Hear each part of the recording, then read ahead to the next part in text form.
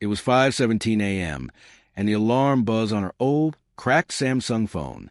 Asha groaned softly, reaching out from beneath the frayed blanket to silence it before it woke her son.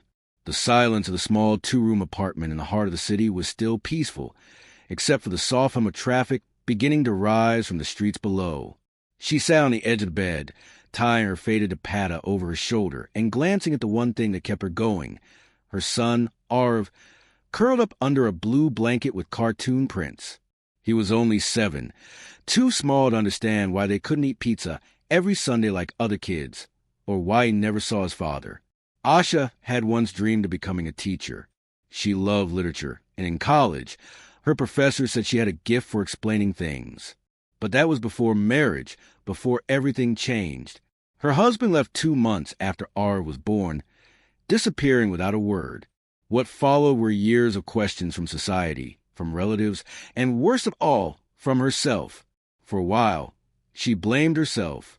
Maybe she wasn't good enough. Maybe she should have smiled more or complained less. But one night, after crying silently while Arv slept beside her, something snapped inside. She looked at her son's tiny fingers curled around her arm and whispered to herself, "If no one else stays, I will."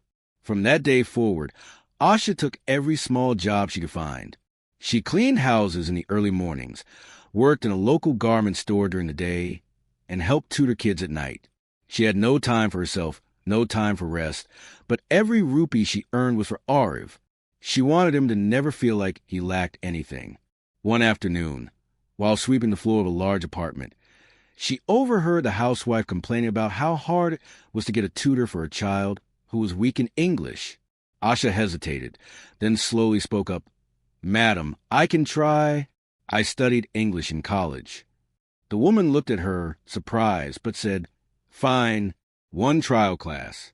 If he improves, I'll pay." Asha spent that night reading her old notes, brushing up on grammar, remembering the stories she once loved. The next evening, she sat down with the boy and taught with patience and care. Within 2 weeks, he was already doing better in school. The mother was so pleased she recommended Asha to her friends. Within a few months, Asha was tutoring 6 students. The extra income meant she could finally stop working at the garment store. Slowly, she replaced her cracked sandals, then bought new textbooks for Arv, and even saved up for a second-hand bicycle for him. But the world wasn't always kind. Some people still whispered.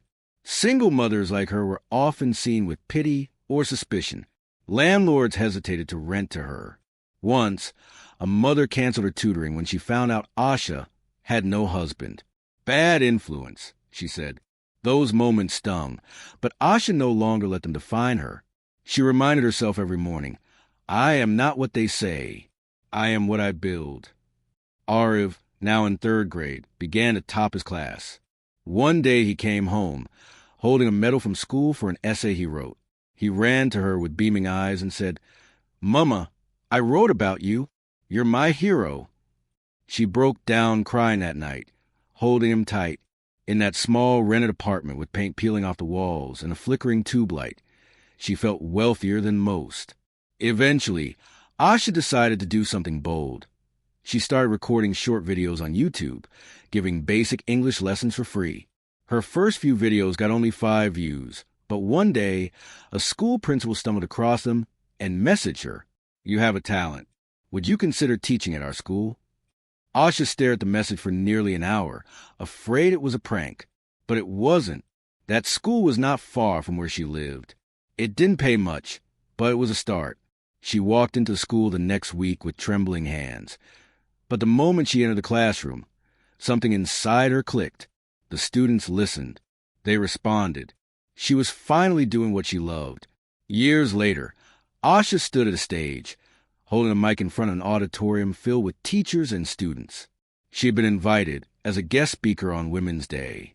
Her sorry was simple, but her presence radiated strength. Her voice did not shake as she began. "I am not just a single mother," she said. "I am not just someone who was abandoned. I am not a victim. I am a fighter, a learner, a teacher, and most of all, I am enough." The audience gave her a standing ovation. Back at home, as she placed a bouquet from the event in a water jug and turned to find Arv, now nearly a teenager, helping himself to leftover dal. She smiled. She had not just raised a child.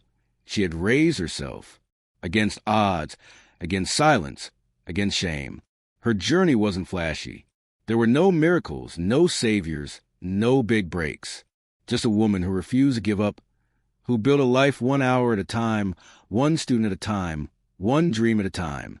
And that, perhaps, is the most powerful kind of success, the one born out of quiet, relentless perseverance. That night, Asha sat by the window with a cup of chai, watching the city lights flicker like stars trying to survive the smog. The ceiling fan above creaked, the sound familiar and oddly comforting. Arv had gone to bed after telling her he wanted to become a teacher too, just like her. The words stayed with her, echoing louder than any applause she had received earlier that day. She thought about all the times she had almost given up, when there wasn't enough money for rent, when she had to choose between buying medicine or paying school fees, when she felt completely invisible in a world that never paused to understand her silence. But those days had shaped her. The struggle didn't harden her. It sharpened her. Every moment of pain had deepened her resolve to rise, not just for herself, but for her son and for every woman who had been told she wasn't enough. The next morning, she woke before dawn, but not because she had to scrub floors or chase buses. It was a habit now, a discipline that had become her second skin. She sat at her small desk, opened her worn-out notebook, and started drafting her next lesson plan. Her YouTube channel had begun gaining traction. A few kind messages had started coming in. Women who said her videos helped them feel seen. Students who said she made English easy.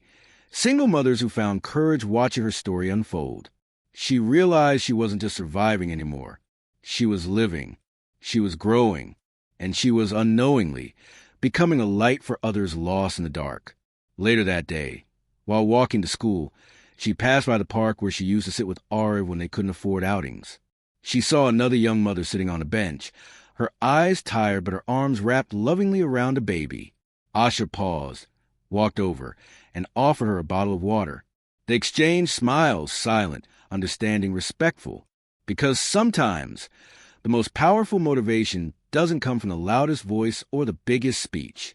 Sometimes it comes from the quiet strength of a woman who simply refuses to quit. Asha was no longer just the story of a single mother. She was the proof that where you start doesn't define where you end. And for every mother out there holding her world together with tired hands and a stubborn heart, Asha's story whispered what the world often forgets to say. You are not alone. You are stronger than you think. And your story is far from over.